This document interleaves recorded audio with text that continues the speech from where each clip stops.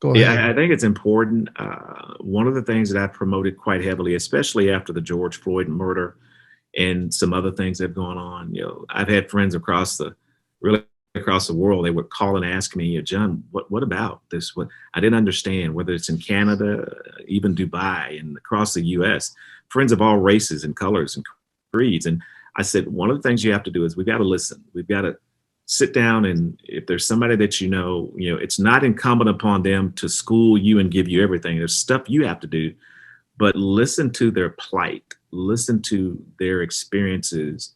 And if you start with the listening piece of it, what I tried to do and talked about is settings for common ground where you can listen. After there are listening sessions, I think those listening sessions should be so intentional, uh, that everybody, a lot of times, Dave, what happens is people want to jump to conclusions or jump to solutions. Hey, I heard Yeah, you for 15 minutes and I got a solution.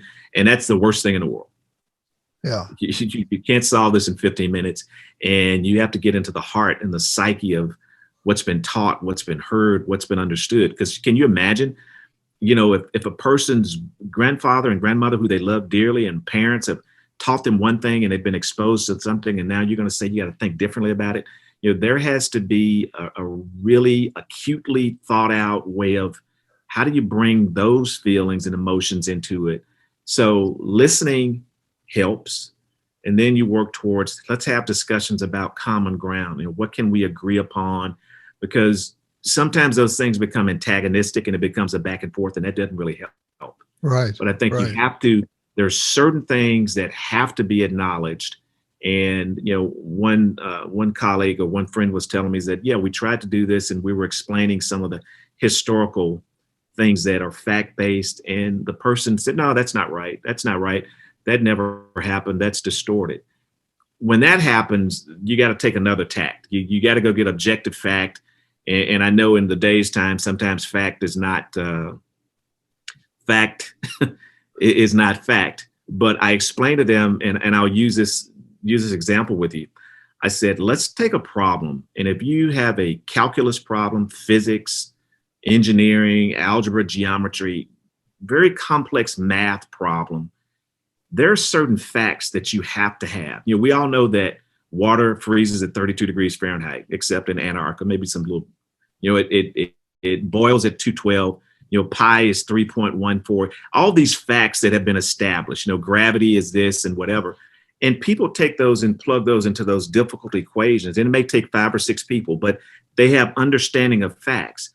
And they work on these really hard problems. They may be scientists or engineers or what have you, chemists, and they solve these really, really hard problems as doctors, and they come to a solution and it works. I said, same thing with the issues that we face today with race and these type of things and any other type of issues of discrimination or racism. It's a very, very hard problem. And so you have to start with inputting the facts that are legitimate facts. And then you can work to dissolve or really work to resolve that hard problem. And I think that's why I rely heavily on, the education piece and the fact base and getting everybody there. Because can you imagine if a group of people were working on this really tough chemistry problem and half of the room thought water freezes at 15 degrees Fahrenheit, half the room thinks it's 32 degrees, the other half thinks water doesn't freeze. Can you see how hard that problem would be to solve? So I Yeah, use that as a kind of an analogy to help people understand why it's so important sure, to have facts. sure. Do you have a sense of what your next book's going to be or your next film? Or you may not want to let it out of the bottle yet. I've got a few ideas. I've had some input.